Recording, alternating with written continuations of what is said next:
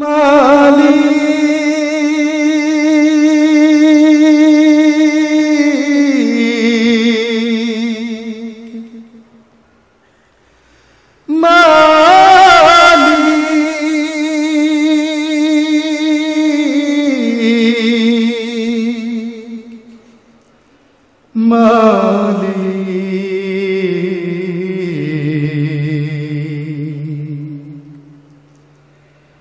একটি ঘর বানিয়ে দিও মালিক তুমি কিরামান কাতিবিনা ইয়ালামুনা মা তাফআলুন।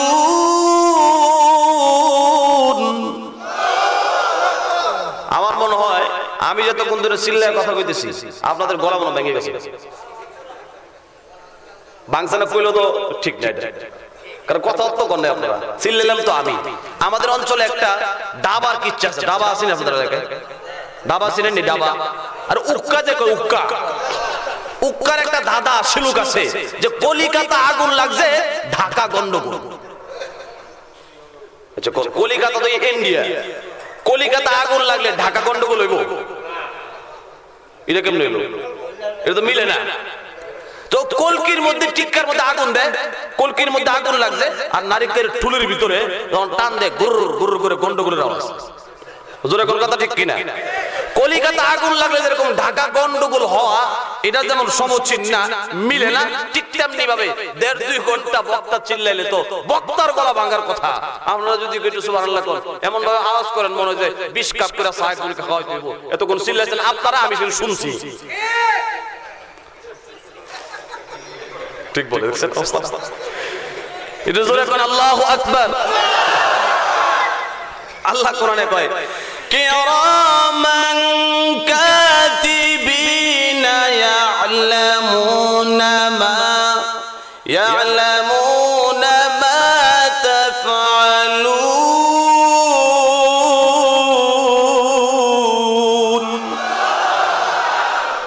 আল্লাহ কয় কিরামান কাতিবিন। আমরা তো কিরামান কাতিবিন ফেরেশতার নাম, এটা ভুল। কিরামান মানে সম্মানিত, কাতিবিন মানে লেখক, এটা ফেরেশতার নাম না। সম্মানিত ফেরেশতাগণ বহু বছর এখানে। কিরামান এক ফেরেশতা, কাতিবিন আরেক ফেরেশতা আমরা বলি, এটা ভুল। সম্মানিত লেখকগণ কয়জন এটা আল্লাহ জানে। ইয়ালামুনা মা তাফআলুন, তোমরা যা করো সব কাঁধে বসে বসে জানে না? জানে না? একটু জোরে কোন জানে কিনা? তো জমিন খারিয়া জমিতে দাঁড়ায়া গুনাহ করছি, জমিন সাক্ষী। কাঁধে গোয়েন্দা ফেরেশতা সেট করে দিয়েছে, যেখানে যায় সেখানে গোয়েন্দা ফেরেশতা আছে না নাই? এরাও জানে। এরপরে আসেন আল্লাহ রাব্বুল আলামিন দ্বিতীয় নাম্বার, এই ফেরেশতাদের মাধ্যমে এরা যখন রিপোর্ট করে সাথে সাথে একটা ভলিউম হয়। কি হয়? ভলিউম বুঝেন না? আমলনামার ভলিউম। এটা কিন্তু গদি সাদের ভলিউম না যে বছর কারো সদাই খাইছে সবার নাম লিখে রাখছে। যত পাপ করছে একজনের জন্য একটা ভলিউম, এটা তারা রিপোর্ট করে সাথে সাথে ভলিউমে উঠে যায়, তার জন্য এক্সট্রা বড় একটা ভলিউম হয়ে যাবে। জোরে করে আল্লাহু আকবার। ওয়াউজিয়াল কিতাবু ফাতারাল মুজরিমিনা মুশফিকিন।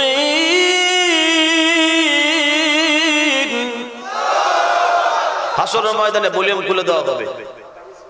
যা করছো দেখো, যদি অমুকের ক্ষেতের বন চুরি করছো, খের চুরি করছো, যা করছো, পাতা ছিঁড়া কামড় দিছিলা, এটা পর্যন্ত লিখে দেওয়া হয়েছে।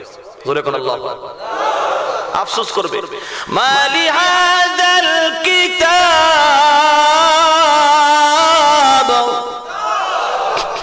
লা ইউগাদিরু সাগীরাতান ওয়ালা কাবীরাতান ইল্লা আহসাহা।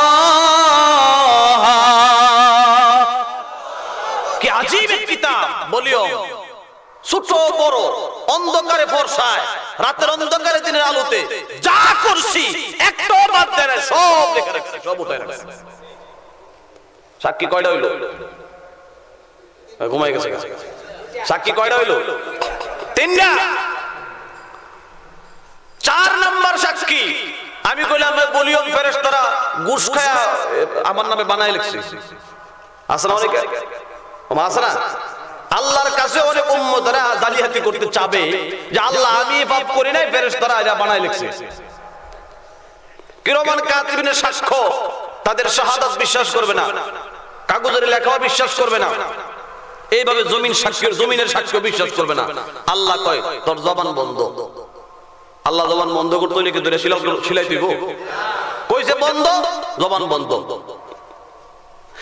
اليوم نختم على أفواههم وتكلمنا أيديهم وتشهد أرجلهم بما كانوا يكسبون।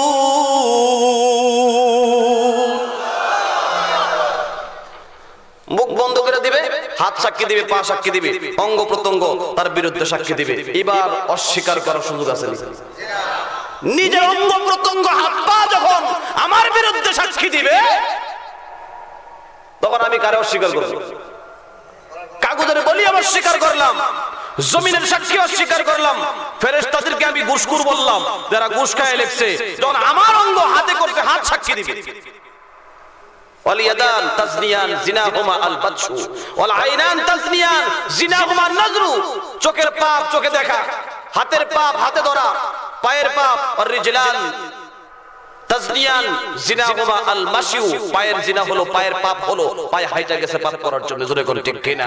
তো পা সাক্ষী দিবে, হাত সাক্ষী দিবে, চোখ সাক্ষী দিবে তার বিরুদ্ধে। এরপরে আরো সাক্ষী দরকার আছে। আরো জোরে কোন। আল্লাহ একটুও বেইনসাফি করবে না, সবার প্রতি ইনসাফ করবেন। এই জন্য আল্লাহ পাক চারটা সাক্ষী আপনার আমার বিরুদ্ধে দাঁড় করাবেন আল্লাহর আদালতে, যারা দুনিয়ার জমিনে আল্লাহর দেওয়া আয়াত কাজে না লাগায়া, আল্লাহর কাজ না করে যখন শয়তানের অনুসারী হয়ে আমরা যখন পাপাচারে লিপ্ত হব, এই পাপাচারের বিরুদ্ধে আল্লাহ কোর্ট দাঁড় করাবেন। সেখানে আল্লাহ রাব্বুল আলামিন সাক্ষী খাড়া করাবেন যে তোমরা এই পাপ করছো, সাক্ষী চাইতে আছে। জোরে কোন ঠিক কিনা? ঠিক। আর জোরে কোন ঠিক কিনা? ঠিক না? এখন জোরে মুখ খুলে কোন তো দেখি, আমরা যে দুনিয়াতে আসছি, দুনিয়ার কামাই শেষ করে জাহান্নামে যাইতে রাজি নি? আস্তে কর। জোরে কোন, জাহান্নামে যাইতে রাজি? জান্নাতে যাইতে রাজি কিনা?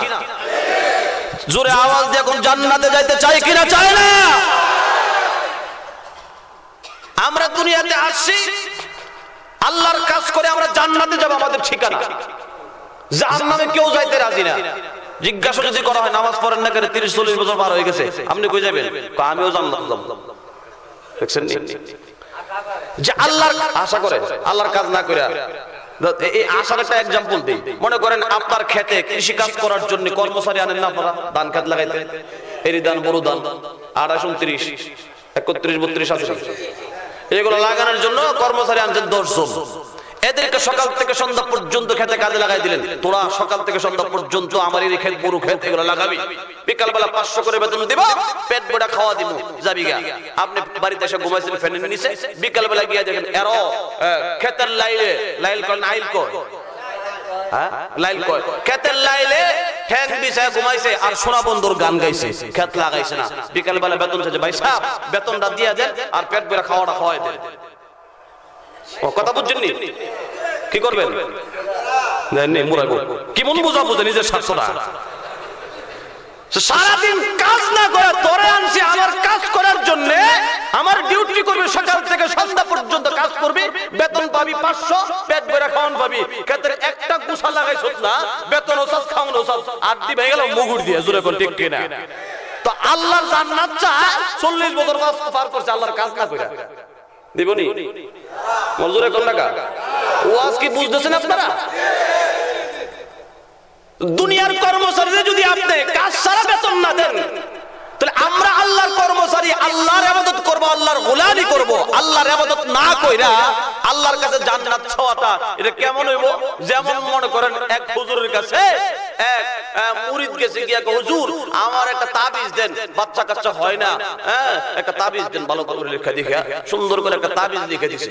1 বছর পরে গিয়ে হুজুর বাচ্চা কাচ্চা তো হয় না। হুজুর চিন্তা করলো আমার এই তাবিজ পরীক্ষিত, জীবনে বহুত দিয়েছি, যাদেরকে দিয়েছে সবার বাচ্চা হয়েছে, তরকারি হইলো না, বিয়া করছো তুমি? না বিয়া করছি না। হইলো বিয়া না করে তাবিজ গলা তুলে গুললে বাচ্চা হইব না। তো বিয়া ছাড়া যেরকম বাচ্চা হওয়ার স্বপ্ন দেখলে বাচ্চা হয় না, আল্লাহর জান্নাতের কাজ মোটেও না কইরা জান্নাতের স্বপ্ন আর আশা দেখলে কেমন ভাই? কাজ করা লাগবে কিনা? জোরে এখন কাজ করা লাগবে কিনা? কোন কাজ কবে করবেন? মরণের পরে না আগে? মরবেন কবে জানা আছে নি? ওনে মরে লাগা তো আজকে থেকে লস বললেন, মাত্র ওয়াজ শুনলেন, ওয়াজ দেওয়ার কাজ শুরু করছেন আমনো, বক্তা তো 1 জন 2 জন নাম নদী শুরু করছেন, পরে কই একটু পরে কর না, ঠিক না? কথাটা শেষ করি, কত সুন্দর করেছেন, লাস্টে করবেন ইনশাআল্লাহ, দোয়ার আগে দা। তাহলে আসুন ভাইরা আমার, তাহলে আমরা জানি যে আমরা মরে যাব, আল্লাহর পাওনা আমাদেরকে আদায় করতে হবে মরণ আসার আগে কি না? না মরণের পরে?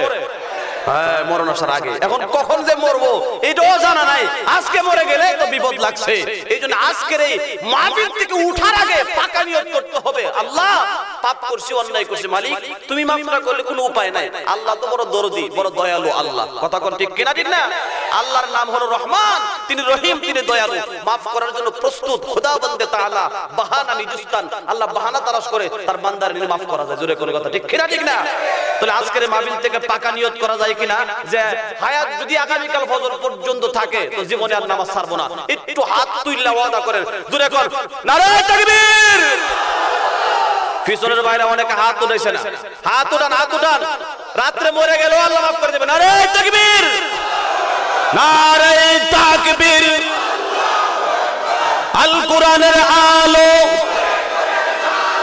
আল হাদিসের আলো, নারে তাকবীর। আল্লাহ আমাদের সকলকে তুমি কবুল করো, সকলে বলি আমিন। আমার মুসলমান ভাই লক্ষ্য করে দিলের কানে শুনেন, আল্লাহ রাব্বুল আলামিন আপনাকে আমাকে দুনিয়ার জমিনে পাঠাইলেন। আমি শুরুতে সূরা মুলুক তেলাওয়াত করেছি। সূরা মুলুকের মধ্যে আল্লাহ রাব্বুল আলামিন বলেন, রে দুনিয়ার মানুষ, আমি তোমাকে হায়াত দিলাম, মরণ দিয়ে দিলাম, অ্যাডভান্স বাজেট করে দিলাম। মরণের আগে আগে তোমার হায়াত, সেই হায়াতটা যদি তুমি কাজে লাগায় আমি আল্লাহর কাছে আসতে পারো, তাইলে আমি আল্লাহ তোমার পাওনা সময় মতো পরিশোধ করব। যেমন ভাবে দুনিয়ার জমিনে তোমরা কর্মচারীর পাওনা পরিশোধ করে থাকো কাজ দেখে, ঠিক তেমনি ভাবে আমি আল্লাহ মরণের পরে দেখবো যখন, লিয়াবলুয়াকুম আইয়ুকুম আহসানু আমালা, তোমাদের মধ্যে হতে যারা আমি আল্লাহর কাজ করেছে, আমি আল্লাহর পাওনা পরিশোধ করেছে, আমি আল্লাহ তাদেরকে মাফ করে, আমি আল্লাহ দয়া আর মায়া করে আমার জান্নাতের ঠিকানায় তার বাসস্থান বানায়া দিব। জোরে কোন সুবহানাল্লাহ। তাহলে মুসলমান ইমানদার গোলাম, আপনাকে আমাকে মরতে হবে। আর একটা বিষয়, দুনিয়ার জমিন থেকে গুনার কাছ থেকে বেঁচে থাকার একটা ঔষধ প্রেসক্রিপশন দিয়ে যায়, ধরে রাখতে পারলে কাজ হবে। আমরা জান্নাতে যেতে চাই, সবার দিলের ভিতরে জান্নাতে যাওয়ার ইচ্ছা আছে, আবার সবার গুনাহও আছে, আছে না নাই? গুনাহ পাক না নাপাক? জোরে কোন। গুনাহ কিন্তু পাক না নাপাক? দুনিয়ার ময়লা আবর্জনা, পেশাব, দুর্গন্ধ কাপড়ে লাগলে নাপাক হয়। দুনিয়ার নাপাক পরিষ্কার করার জন্য সাবান, মেডিসিন, ব্লিচিং পাউডার আছে না নাই? দুনিয়ার নাপাক পরিষ্কার করার মেডিসিন আছে। ও মুসলমান ইমানদার গোলাম, গুনাহ করার পরে যদি আপনি আমি দুনিয়ার সাবান আর সুতা দিয়া মুখের মধ্যে ঘষাই, হাতের মধ্যে ঘষাই, গুনার ময়লা পরিষ্কার হয় না। গুনার ময়লার দাগ কোথায় লাগে? মিশকাতুল মাসাবি নামক কিতাবে বিশ্ব নবীর হাদিস, ইন্নাল মুমিনা ইযা আযনাবা কানাত নুকতাতুন সাওদাউ ফি কলবিহি ফাইন তাবা ওয়াস্তাগফারা সুকিলা কলবুহু ওয়া ইন যাদা যাদাত হাত্তা তা'লুয়া কলবুহু ফাযালিকা আর-রানু আল্লাযী যাকারাল্লাহ কাল্লা বাল রানা আলা কুলুবিহিম মা কানু ইয়াকসিবুন। আল্লাহর নবী বিশ্ব নবী রাহমাতুল লিল আলামিন হাদিসের ভাষায় বলে দিয়েছেন, উম্মত, একজন মুমিন বান্দা যখন একটা গুনাহ করে, গুনাহ করার সাথে সাথে তার দিলের ভিতরে একটা দাগ লাগে। কেমন করে দাগ লাগে মুসলমান, কেমন করে দাগ লাগে বুঝেন? মুমিনের দিলের ভিতরে ঈমানের নূর আছে, মুসলমানের দিলের ভিতরে ঈমানের আলো আছে, পাওয়ার আছে, জোরে বলেন ঠিক কি না? কিন্তু কাফেরের দিলের ভিতরে ঈমানের নূর নাই, সে তার মালিক আল্লাহকে বিশ্বাস করে না, আল্লাহর প্রতি ঈমান আনে নাই। সাদা একটা পর্দার মধ্যে যদি কালো একটা দাগ লাগে, দূর থেকে কালো দাগটা দেখা যায়, জোরে কোন ঠিক কি না? পক্ষান্তরে কালো একটা পর্দার ভিতরে যদি কালো একটা দাগ লাগে, দেখা যায় না। কালো পর্দার ভিতরে কালো দাগ দেখা যায় না, সাদা পর্দার ভিতরে কালো পর্দা 10 হাত দূর থেকে স্পষ্ট দেখা যায়। মুমিন বান্দার দিলটা সাদা পর্দার নেই, ঈমানের আলোতে আলোকিত। যখন একটা অন্যায় করে একটা দাগ লাগে, দুইটা অন্যায় করে দুইটা দাগ লাগে। কিন্তু কাফের অন্যায় করলে দাগ লাগে না, দাগ দেখা যায় না, কারণ বিনা হিসাবে জাহান্নামী, আল্লাহকে মানে না, ঠিক কি না? মুসলমান আল্লাহকে মানে, ঈমানের আলো আছে, ঈমানের নূর আছে। এই কারণে হাদিসের আলোচ্য বিষয় হলো, রাসূল বলেন ইন্নাল মুমিনা, কাফেরের কথা বলে নাই, মুমিনের কথা কেন বলেছেন? নবী তো উম্মতের দরদি, দয়ার নবী, মায়ার নবী, উম্মতের কান্নারি নবী বলেন, আমার একটা মুমিন উম্মত যখন একটা গুনাহ করে, তার দিলে একটা দাগ লাগে। এইভাবে যখন গুনাহ করতে থাকে, গুনাহ করতে করতে তার দিলটার ভিতরে গুনার কালো দাগ লাগতে লাগতে দিলটা ব্ল্যাক হয়ে যায় আর ব্লক হয়ে যায়। ব্ল্যাক মানে কালো, বলক মানে বন্ধ। ব্ল্যাক মানে কালো আর বলক মানে বন্ধ হয়ে যায়। কিসের বন্ধ হয়, কিসের কালো হয়? গুনার কালো দাগ লাগতে লাগতে দিলটা কালো হয়ে যায় আর বন্ধ হয়ে যায়। এই কারণে মুসলমান বাজারে বসে চা খায়, আজানের আওয়াজ শোনা যায়, এই কান দিয়ে শুনে দিলের কানে লাগে না, ঠিক কিনা? জোরে কোন কথা, ঠিক কিনা?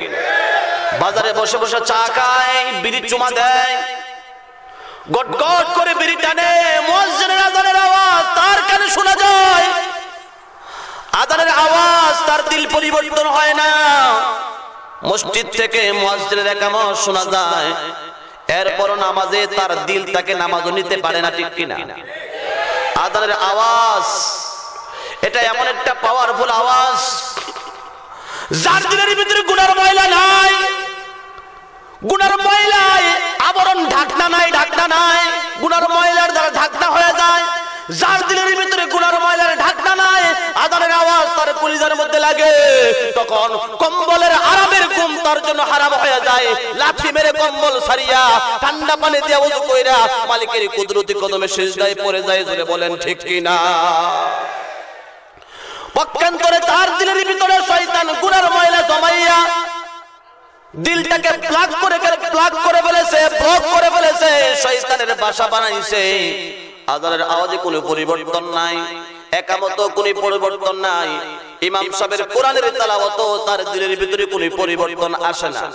এজন্য বিশ্বনবী অন্য হাদিসে বলেন, যেমনি ভাবে দুনিয়ার জমিনে তোমাদের রূপ পরীক্ষা করার জন্য যন্ত্র আছে, তোমাদের রোগ পরীক্ষা করার যেমন যন্ত্র আছে, আপনার আমার ডায়াবেটিস হলে ডায়াবেটিস মাপা যায় কিনা যায় না? একটু জোরে কর। আপনার আমার প্রেসার হাই বা লো হলে মাপা যায় কিনা যায় না? জ্বর আসলে জ্বর মাপার থার্মোমিটার আছে না নাই? না কেজি দিয়ে মাপে? কেজি দিয়ে মাপে? যন্ত্র আছে। জ্বর দেখা যায় না, মাপা যায়। প্রেসার দেখা যায় না, মাপা যায়। ডায়াবেটিস দেখা যায় না, কিন্তু মাপা যায়। ঠিক তেমনি ভাবে ঈমান দেখা যায় না, ঈমান মাপার যন্ত্র আছে। আল্লাহু আকবার।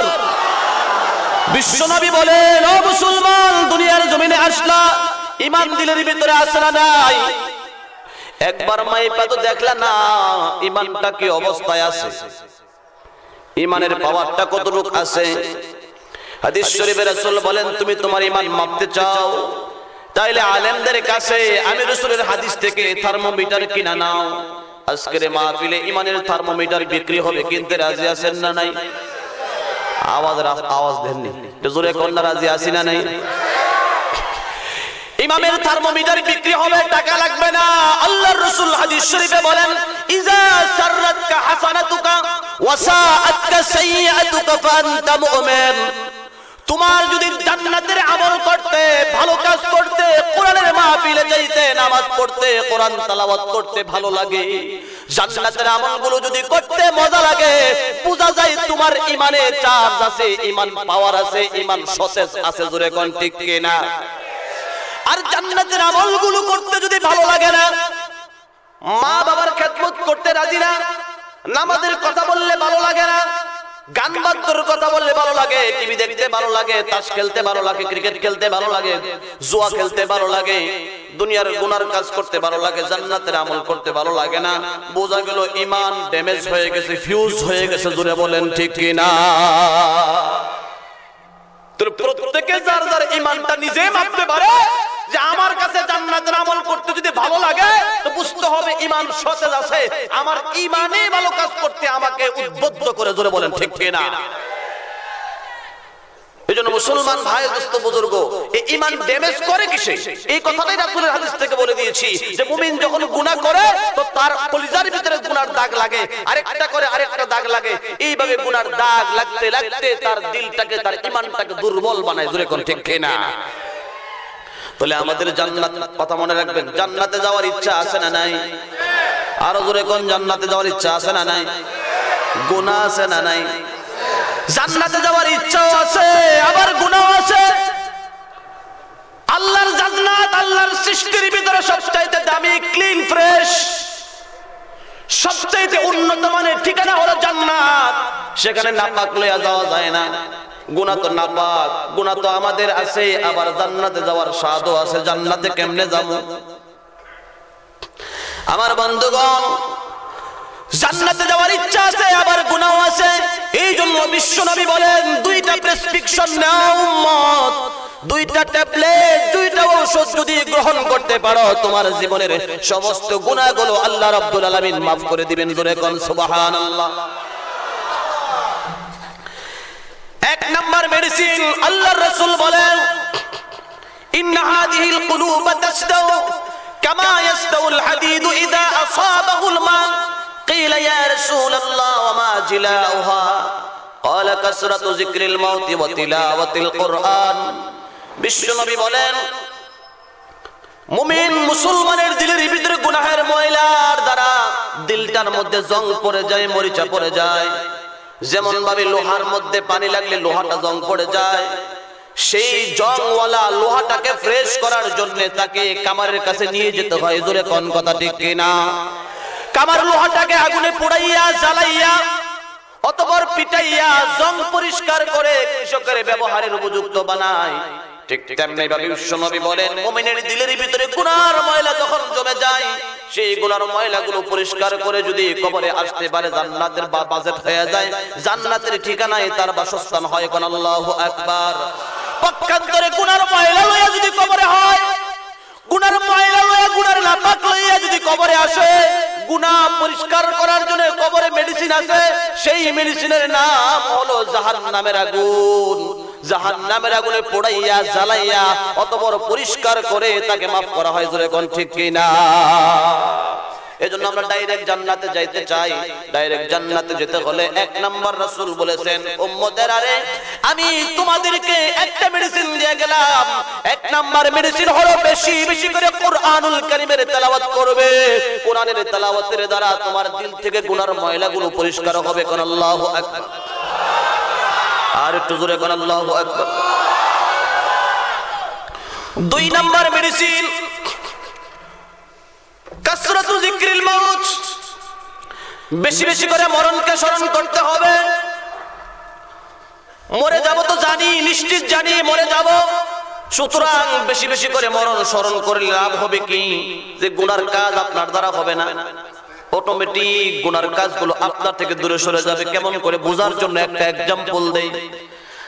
লক্ষ্য করে শুনেন, আপনাদের অঞ্চলের একজন যুবককে যদি বলা হয়, যুবক তুমি অপরাধী, আগামী শুক্রবার দিন তোমার ফাঁসি হবে, গ্রেফতার করে জেলে আবদ্ধ করা হলো, যুবককে জানায় দেওয়া হলো, যুবক আগামী শুক্রবার তোমার ফাঁসি, ফাঁসির মঞ্চ সাজানো হয়েছে, তোমার গলায় রশি লাগাইয়া ফাঁসি দিয়ে তোমাকে মৃত্যুদণ্ড দেওয়া হবে।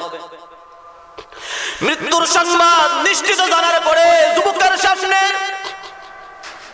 শেষ আকাঙ্ক্ষা পূরণের জন্য উন্নত মানের বহু প্রকারের আইটেমের খাবার তার সামনে হাজির করা হয়েছে। সুন্দরী একটি যুবতী মেয়েকে বিউটি পার্লার থেকে সাজাইয়া যুবকের সামনে হাজির করে বলে, যুবক খাবারগুলো খেয়ে নাও, সুন্দরী মেয়েটা তোমার জন্য আনা হয়েছে, তুমি তোমার মনের ইচ্ছা পূরণ করো। যেই যুবক জানতে পেরেছে আগামী শুক্রবার আমার ফাঁসি, মৃত্যুর সংবাদ নিশ্চিত জানার পরে যুবকের কাছে দামি খাবার, মজার খাবার আর মজা লাগবে নি। আস্তে করে জোরে কর, দুনিয়ার মজার খাবার আর মজা লাগবে না। দুনিয়ার সুন্দরী স্ত্রীর সুন্দর তার চোখে আর সুন্দর লাগবে না, কারণ মৃত্যু নিশ্চিত হয়ে গেছে। মৃত্যুর খবর নিশ্চিত হয়ে যাওয়ার পরে দুনিয়ার সব মজা তার কাছে সাজা, তার কাছে বেমজা হয়ে যায়। ঠিক তেমনি ভাবে দুনিয়ার জাহান্নামের আমলগুলো সব মজা। আল্লাহর রাসূল বুখারী শরীফের বর্ণনা মিশকাতুল মাসাবিতে হাদিসটি আসছে, বিশ্বনবী বলেন, আকসিরু যিকর হাজিমিল মাউত, ওই মরণকে বেশি বেশি করে স্মরণ করো, যেই মরণ তোমাকে রং তামাশা আর বুক বিলাস থেকে চিরতরে বিচ্ছিন্ন করে দিয়ে এতিম করে কবরে তোমাকে রেখে দিবে। জোরে বলেন ঠিক কি না?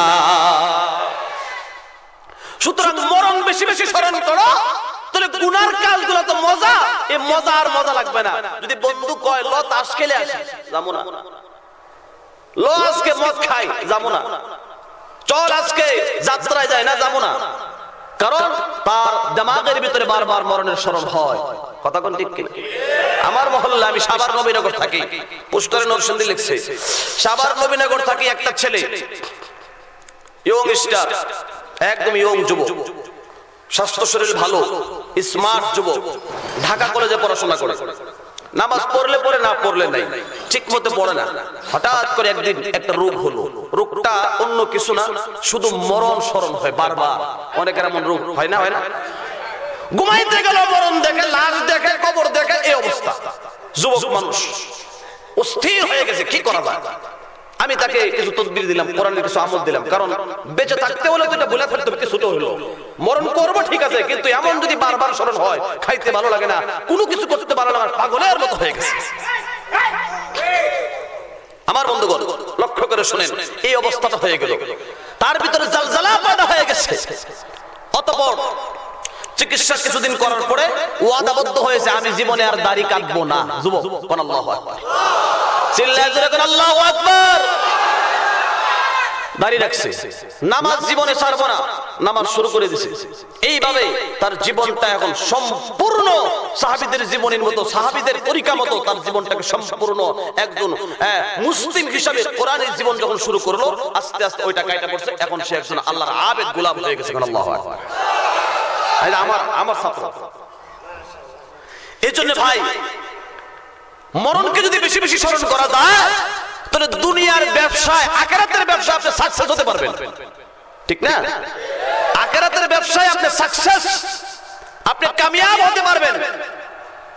আর যদি মরণ স্মরণ না হয়, মরণের কথা ইয়াদ না হয়, তো মরণ স্মরণ না থাকলেই রাস্তার মাঝে তারা ডাকাতি করে, সন্ত্রাসী করে, টেন্ডারবাজি করে, খুন খারাপি করে, মারামারি করে, কারণ তোর মরণের কথা স্মরণও নাই, পরকালের কথা স্মরণ নাই। জোরে কোন কথা ঠিক কি না? এজন্য মুসলমান বেশি বেশি করে মরণকে স্মরণ করা, মরণ স্মরণ করলেই দুনিয়ার গুনার কাজগুলো আপনার কাছে বেমজা হয়ে যাবে, আর মজা লাগবে না। আল্লাহর নবী, বিশ্ব নবী, আপনার আমার নবী, বিশ্ব নবী দুনিয়া থেকে চলে গেছেন। জোরে কোন কথা ঠিক কিনা? নবীকে মরণ বরণ করা লাগছে কিনা? লাগছে না? আল্লাহর নবী, বিশ্ব নবী যেহেতু দুনিয়ার জমিন থেকে চলে যেতে হয়েছে, সুতরাং আপনার আমার থাকার কোন অধিকার আছে? চেষ্টা করলে থাকতে পারবো। দেখেন না, আপনাদের এই লোকাল এলাকা থেকে যদি কোনো একটা রোগীকে ডাক্তার বলে, দেখেন আসলে আমাদের এখানে হবে না, আপনি রোগীটা কষ্ট করে একটু গাজীপুর নিয়ে যান, সদর হসপিটালে নিয়ে গেলেন, বা টঙ্গী 50 শয্যা বিশিষ্ট হসপিটালে আপনি নিয়ে গেলেন, সরকারি হসপিটালে। সেখানে চিকিৎসা দেওয়ার পরে ডাক্তাররা বললো আমরা পারবো না, ঢাকা মেডিকেলে নিয়ে যান। ঢাকা মেডিকেলে চিকিৎসা দেওয়ার পরে ডাক্তাররা বলে টাকা যদি থাকে তাহলে কষ্ট করে একটু মাদ্রাজে নিয়ে যান, আমরাও পারবো না।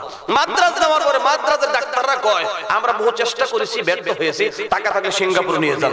সিঙ্গাপুরের ডাক্তাররা বলে আমরা চেষ্টা করেছি, ব্যর্থ হয়েছি, টাকা থাকলে তুমি আমেরিকা নিয়ে যাও। আমেরিকার ডাক্তাররা চিকিৎসা করে বলে যা খাওয়াইবার বাড়িতে নিয়ে খাওয়াই দেন, মনে হয় আর কাজ হইতো না।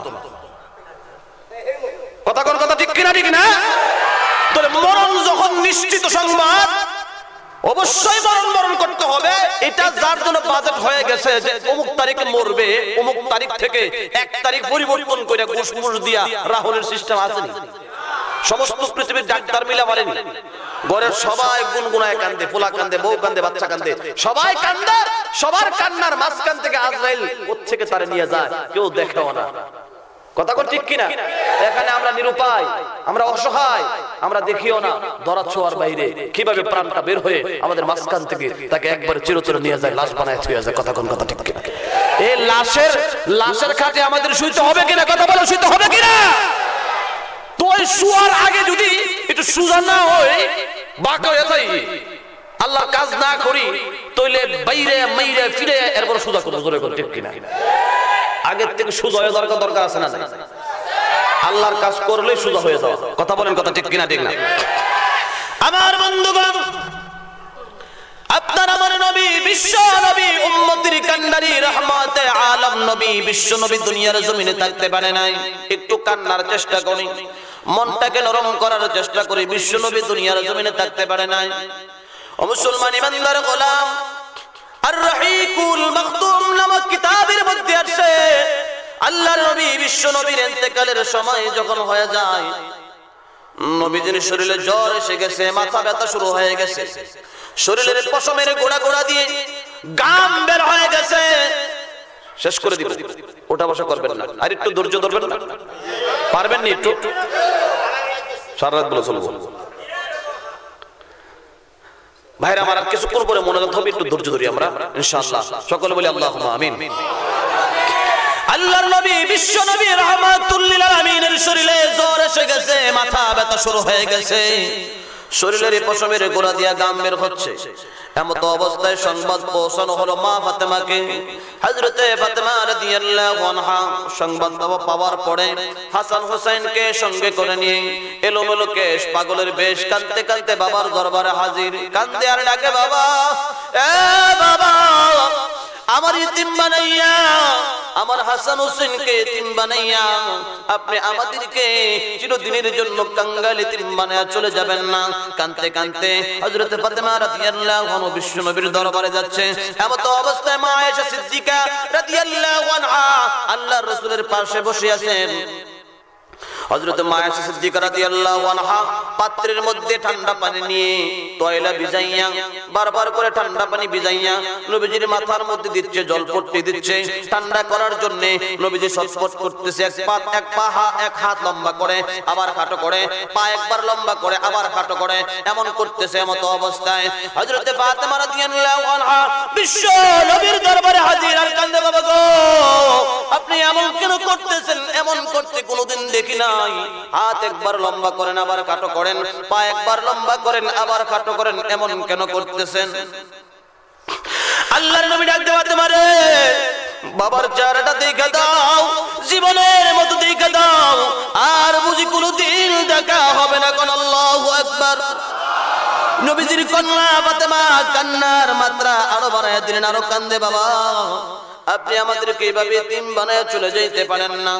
হযরত ফাতেমা যখন কাঁদতেছিলেন, কান্নার মাঝে হঠাৎ করে দরজার বাহির থেকে কে জানি বারবার করে সালাম দেয়, আসসালামু আলাইকা ইয়া রাসূলুল্লাহ, আসসালামু আলাইকা ইয়া রাসূলুল্লাহ।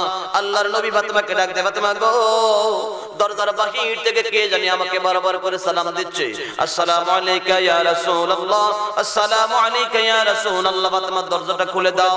হযরত ফাতেমা রাদিয়াল্লাহু আনহা দরজা খোলার জন্য গেলেন, দরজাটা খুলে দিলেন। দরজা খোলার পরে দেখে একটা লোক বাইরে দাঁড়িয়ে আছে, পা দুইটা জমিনে, মাথাটা আসমানে।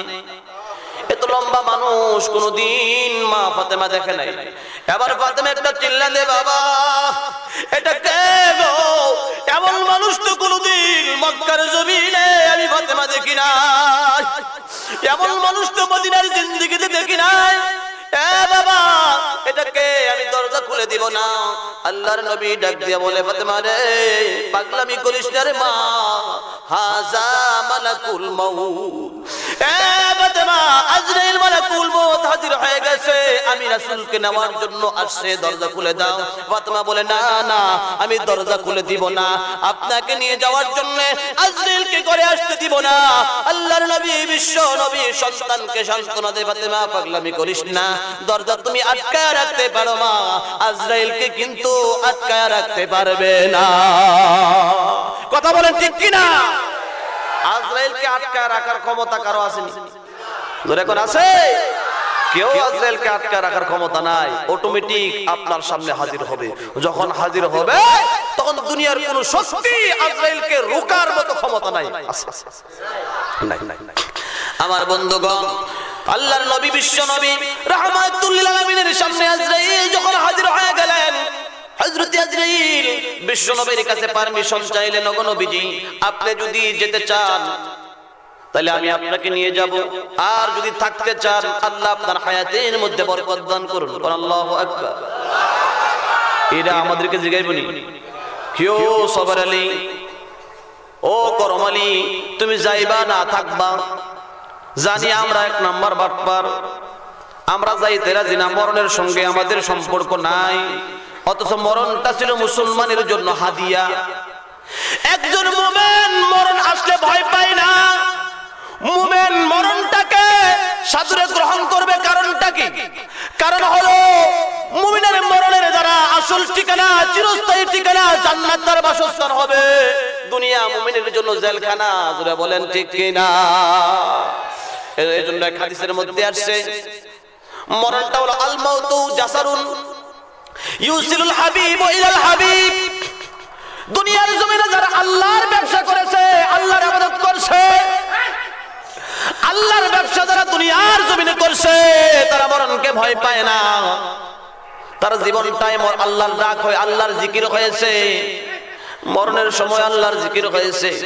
সুতরাং কবরে গেল আল্লাহর জিকির জিজ্ঞাসা করে মার রব্বুকা, দুনিয়ার সারা জীবন আল্লাহর দায়িত্বে এলাম, মরণের সময় আল্লাহরে ডাকছি, কবরে এসে তো কোন জিজ্ঞাসা মার রব্বুকা, আমার রবের ব্যবসায়ী তো আমি দুনিয়াতে করছি। জোরে বলেন ঠিক কি না? আরে জোরে বলেন ঠিক কি না? বোঝার জন্য বলি, কথা শেষের দিকে দেখবেন অনেক লোক ফুটপাতে গেঞ্জি বেচে, শীতের পোশাক বেচে, 20 টাকা 10 টাকা পয়সা নেন, দেখে নেন। কথা কোন আছে না? বাচ্চা নেন, গয়না নেন, দেখে নেন, পছন্দ করে নেন, সব 20 টাকা। তার কাজে হলো এটা, এভাবে সরায় সেটা আর বলে পয়সা নেন, দেখে নেন, 20 টাকা 20 টাকা চিল্লাইতেছে সারাদিন, 20 টাকা জপতে জপতে লাগাম ঘা হয়েছে। ওদের কোন আছে না? অন রাতের বেলায় ব্যবসা সারাদিন চিল্লায়া বউর লগে ঘুমাইছে, অন ঘুমের মধ্যেও শয়তান তো ধোঁকা দেয়। এজন্য স্বপ্ন কয়েক প্রকার, একটা হলো রহমানি, আল্লাহ দেখায়, যেরকম ইব্রাহিম নবীকে আল্লাহ দেখাইছে, ইব্রাহিম তুমি তোমার আদরের সন্তানকে কুরবানি করো, এটা শয়তানে দেখাইছে না আল্লাহ দেখাইছে?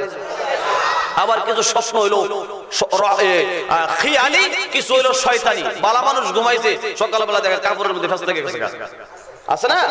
আরেকটা হলো খিয়ালি, সারাদিন যা জপছে যা করছে ঘুমের মধ্যে হেড হইতে আছে না? তো সারাদিন বাচ্চা নেন, দেখেন 20 টাকা 20 টাকা, ঘুমের মধ্যে ঘুমায় কইতেছে বাচ্চা নেন, দেখেন 20 টাকা 20 টাকা। বউ কই কি পাগল হয়ে গেল কেন? ঘুমের মধ্যে বাচ্চা নিত করে, বুঝছেন না? তো সারাদিন যা জপে ঘুমের মধ্যে তাই জপে। একজন আল্লাহর বান্দা যখন তার জীবনের হায়াতের ভিতরে আল্লাহর জপ না, আল্লাহর জিকির, আল্লাহর পাকের ইবাদত করতে থাকে, তো ঘুমের মধ্যে আল্লাহর জিকির চলে, মরণের সময় সে আল্লাহরে ডাকতে ডাকতে মরণ বরণ করে, ঠিক কিনা? এজন্য আল্লাহর ব্যবসা যদি করা যায়, আল্লাহর কাজ যদি করা যায়, তাহলে বন্ধুরা আমার আজরাইল মালাকুল মউত আপনার সামনে হাজির হইয়া কি সুন্দর ভাষায় আপনাকে সালাম দিবে। কারণ আল্লাহু আকবার। কোরআনে আল্লাহ বলছেন সালামুন কাওলাম মির রাব্বির রহিম।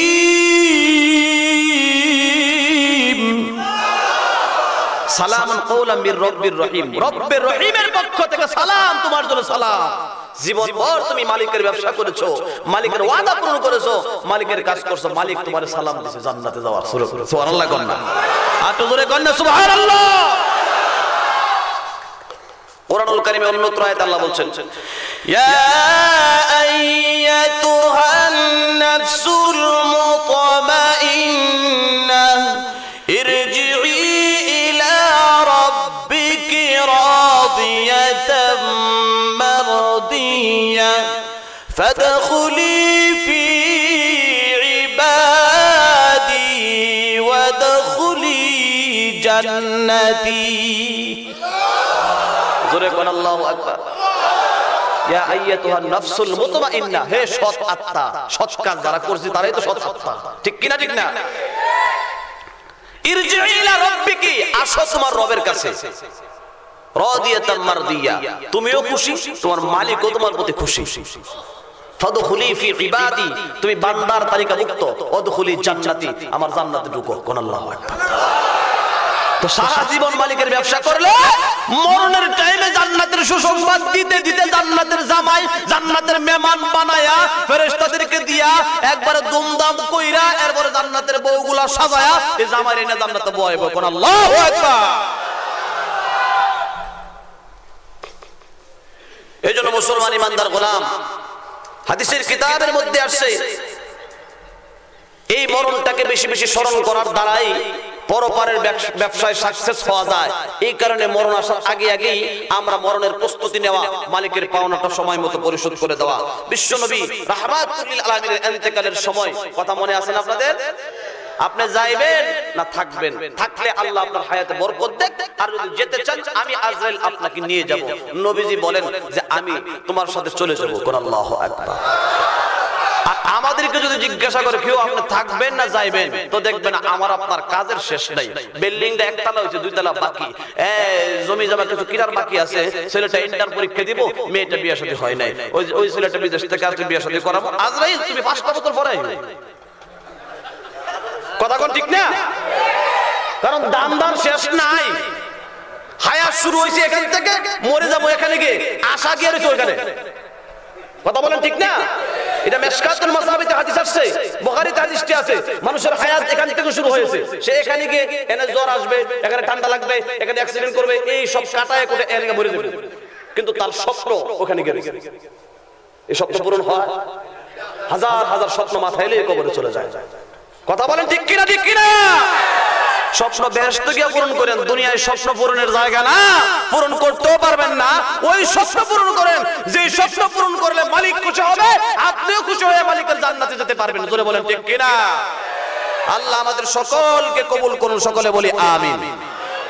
তাহলে আল্লাহ পাক আমাদেরকে মরণ দিলেন, বাজেট আগে হইছে, যদিও দুনিয়া দিবে পরে, হায়াতটা আগে দিবেন, কিন্তু মরণের বাজেটটা আগে। জোরে কোন কথা ঠিক কিনা? কারণ দুনিয়ায় যখন আইছিলাম, আসার পরে ডান কানে আযান, বাম কানে ইকামত হইছে কিনা? হইছে না? আযান দিয়ে জানায়া দিল, ও মুসলমান দুনিয়াতে আসছো, তোমার ডান কানে আযান হয়ে গেছে, বাম কানে ইকামত হয়ে গেছে, শুধুমাত্র তোমার জানাজার নামাজটা বাকি আছে। কথা কোন ঠিক কিনা? সুতরাং এই অল্প সময়টা তুমি কাজে লাগায় দাও, কাজে লাগায় যেতে পারো, তাহলে আহসানু আমালের তুমি তালিকাভুক্ত হয়ে যাবে, আর তালিকাভুক্ত হলে মালিক তোমারে মাফ করে জান্নাত দিবে। জোরে করে আল্লাহু আকবার। আল্লাযী খালাকাল মাউতা ওয়াল হায়াতা লিয়াবলুয়াকুম আইয়ুকুম আহসানু আমালা ওয়া হুয়াল আজিজুল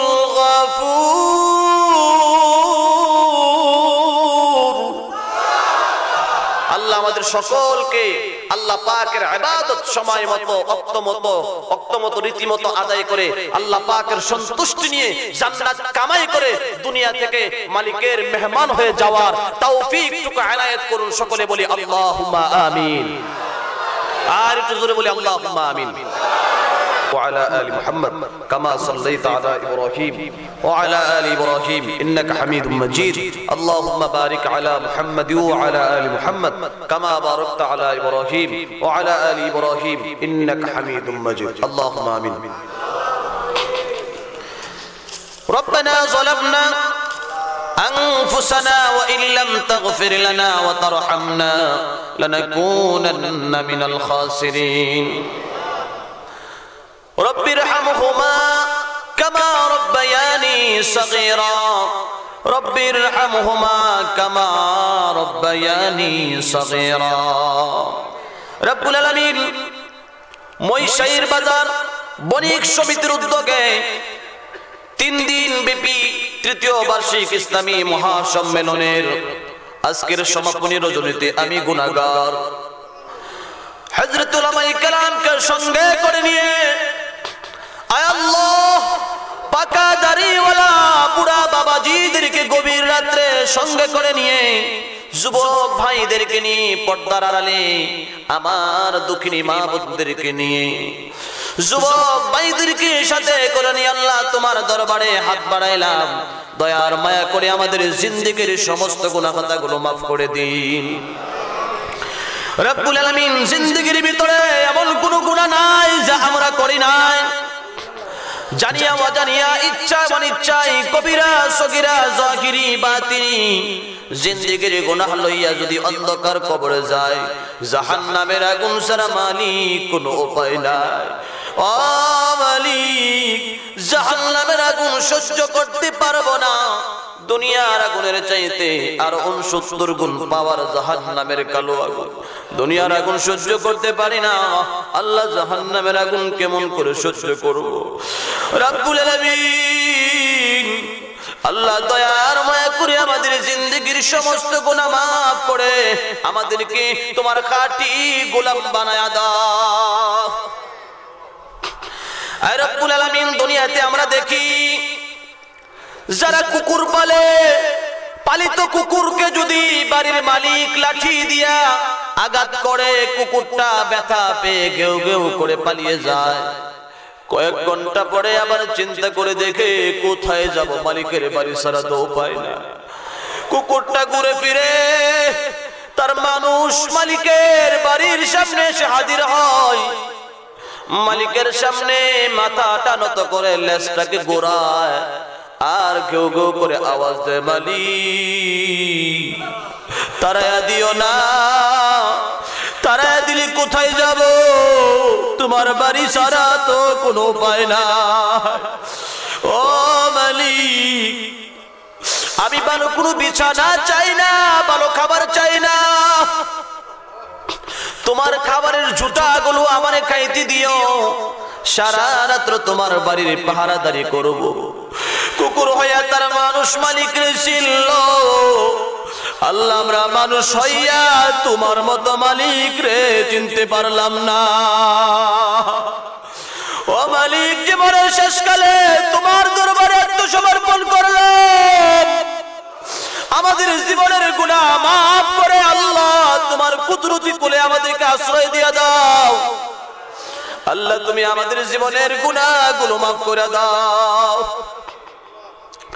হে রব্বুল আলামিন হে আল্লাহ আমরা যারা হাত বাড়াইছি আল্লাহ জানি না কার দাদা নাই দাদি নাই কার নানা নাই নানি নাই কার মামা নাই মামি নাই কার খালা নাই খালু নাই কার শ্বশুর নাই শাশুড়ি নাই আল্লাহ জানি না কার বাবা নাই আর কার জানি দুঃখিনী মা নাই কে জানি মা কে জানি নিজের বাবাকে নিজের হাতে তিমের মতো কবরে শুয়াইছি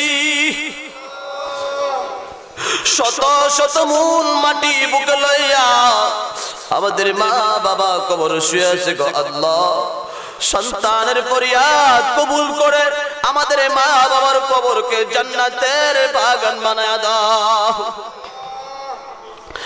ঈদের আনন্দে কুরবানির ঈদে বকরি ঈদে রোজার ঈদে আত্মীয় স্বজনের বাড়িতে হাদিয়া নিয়ে যায় কুরবানির গোশত নিয়ে যায় পিঠা নিয়ে যায় মা বাবা থাকলে হাতে করে উঠাইয়া মায়ের মুখে উঠাইয়া দিতাম আয় আল্লাহ যে মা বাবা এত কষ্ট করে লালন পালন করে দুনিয়ার জমির মালিক বানাইয়া বাড়ির মালিক বানাইয়া আমার ইতিম বানাইয়া কবরে শুয়ে আছে গো আল্লাহ আল্লাহ তোমার জান্নাতি ফুল এবং ফল জান্নাতি মেহমান তুমি আমাদের মা বাবাকে বানালো জান্নাতি খাবারের ব্যবস্থা আমাদের মা বাবার কবরে তুমি করে দাও আল্লাহ। আল কবরু রাওযাতুম মির রিয়াজিল জান্নাহ বানায়া দাও আয় রব্বুল আলামিন। আয় আল্লাহ, এই মহিষার বাজারের বণিক সমিতির উদ্যোগে আয়োজিত মাহফিল, যে সমস্ত যুবক ভাইদের অর্থায়নে অক্লান্ত পরিশ্রমে মাহফিলকে সুসজ্জিত করা হয়েছে, আঞ্জাম দেওয়া হয়েছে, প্রত্যেকটা যুবককে তুমি মর্দে মুজাহিদ বলে কবুল করে নাও, হাসান হুসাইনের উত্তরসূরি বলে কবুল করে নাও, ইসলামের দাঈ হিসেবে কবুল করে নাও আল্লাহ। মরণের আগ পর্যন্ত পাকা মুসল্লি নামাজি হিসেবে তুমি কবুল করে নাও। তাদের যারা যেন ইসলাম জিন্দা হয় আল্লাহ তুমি কবুল করো আল্লাহ। মসজিদটা যেন অতি দ্রুত সকলের অনুদানে আল্লাহ তোমার করুণায় যেন অতি দ্রুত মসজিদটা কমপ্লিট হয়, সেই তৌফিক তুমি দান করে দাও আয় রব্বুল আলামিন। আয় আল্লাহ, এই মুশাইর বাজার বণিক সমিতির উপদেষ্টা পরিষদের নাম এখানে উল্লেখ করা হয়েছে, প্রত্যেকটা উপদেষ্টা কমিটির প্রত্যেক ভাইকে তুমি কবুল করে নাও। যাদের পৃষ্ঠপোষকতায় এই মাহফিল আয়োজিত আল্লাহ সকলকে তুমি কবুল করে নাও। জানি না মাবুদ কোন দিন জানি আজরাইল মালাকুল মউত পাঠায় দাও আয় আল্লাহ। আমাদেরকে কামেল মুমিন মুত্তাকিনা বানাইয়া জান্নাতের মালিক না বানাইয়া আজরাইল মালাকুল মউত আমাদের কাছে পাঠায়ও না ও বাবু। জানি না কোন দোকানের কাপড় জানি রেডি হয়ে গেছে গো আল্লাহ, কোন দোকানের সাবান আতর গোলাপ জানি জীবনের শেষ গোসলের জন্য রেডি হয়ে গেছে, কোন মসজিদের পালকি জানি আমার জন্য রেডি হয়ে গেছে আয় আল্লাহ। মাবুদ তোমার খাঁটি গোলাম না বানাইয়া, নবীর খাঁটি উম্মত না বানাইয়া, মক্কা মদিনা জিয়ারত না করাইয়া সাদা কাপড়ের কাপড় আমাদের গায়ে তুমি পরায়ও না।